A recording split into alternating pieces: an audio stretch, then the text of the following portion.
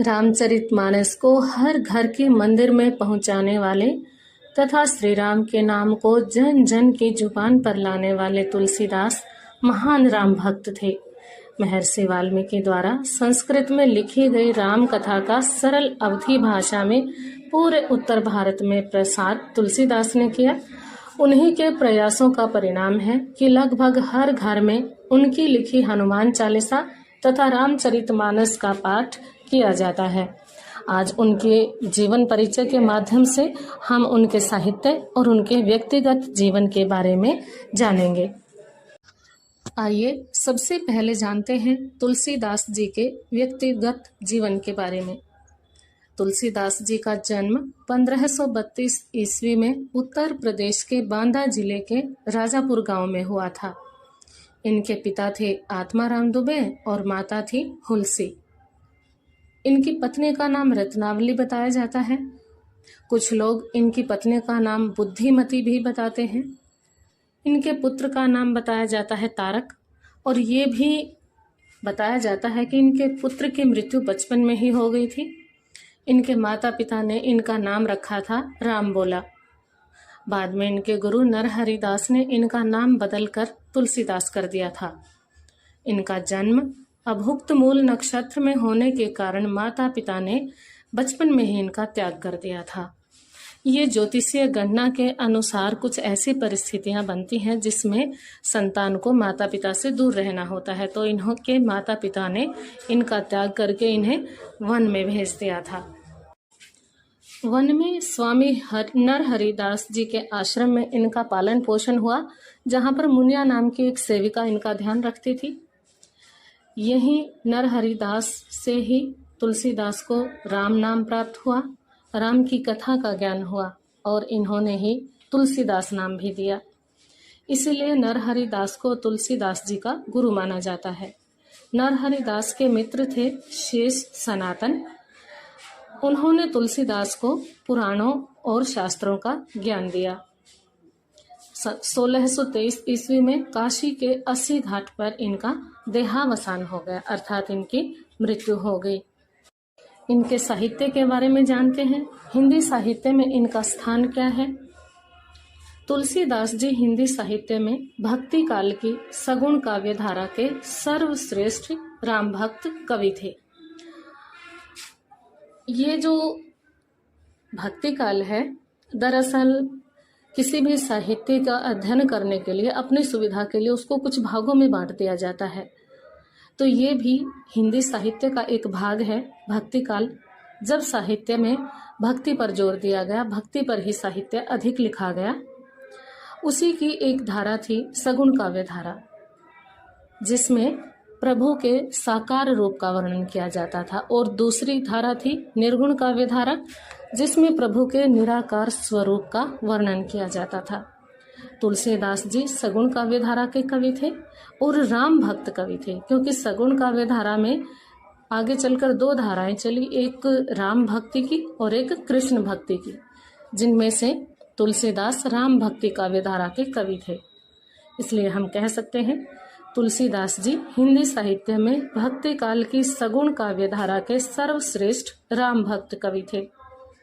इन्होंने श्री राम के जीवन को अपने लेखनी का आधार बनाया।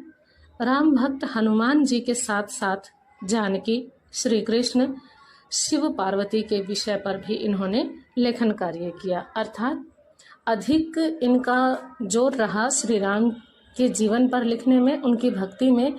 लेकिन ऐसा नहीं है कि उन्होंने अन्य देवी देवताओं का जिक्र नहीं किया। उन्होंने श्री कृष्ण और शिव पार्वती पर भी काव्य रचनाएं की। तुलसीदास जी अपनी रचनाओं और भक्ति भाव के कारण हिंदी साहित्य में अमर हो गए। अब जानते हैं तुलसीदास जी की रचनाओं के बारे में। कहा जाता है कि तुलसीदास जी ने बहुत सारी रचनाएं की थी, बहुत किताबें लिखी थी, अनेक ग्रंथ लिखे, परंतु साक्ष्यों प्रमाणों के आधार पर इनकी 12 रचनाएं प्रमुख मानी जाती हैं, जिनमें से हैं रामचरितमानस, विनय पत्रिका, कवितावली, गीतावली, कृष्ण गीतावली, बरवै रामायण, रामलला नहछु, वैराग्य संदीपनी, जानकी मंगल, पार्वती मंगल, दोहावली और रामाज्ञा प्रश्नावली। इनमें से रामचरितमानस को हम रामायण का ही दूसरा रूप मान सकते हैं। विनय पत्रिका में इन्होंने श्री राम और माता सीता के चरणों में अपना प्रार्थना पत्र लिखा है। कवितावली में राम कथा के साथ साथ कलयुग का वर्णन भी बड़ी प्रमुखता से किया गया है। गीतावली में दोहों के माध्यम से भक्ति का वर्णन है। कृष्ण गीतावली कृष्ण भक्ति पर आधारित है। बरवे रामायण में भी राम कथा बरवे छंद में लिखी गई है। रामलला नहछु में श्री राम के बचपन का वर्णन है। वैराग्य संदीपनी में वैराग्य से संबंधित और ऋषि मुनियों से संबंधित बातें हैं। जानकी मंगल में राम सीता के विवाह का वर्णन है।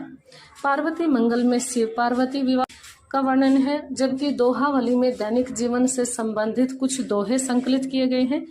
रामाज्ञा प्रश्नावली उनकी ऐसी पुस्तक है जिसमें ज्योतिष के विषयों पर विचार किया गया है। हमारे 12वीं कक्षा के पाठ्यक्रम में तुलसीदास जी की 2 रचनाएं संकलित की गई हैं।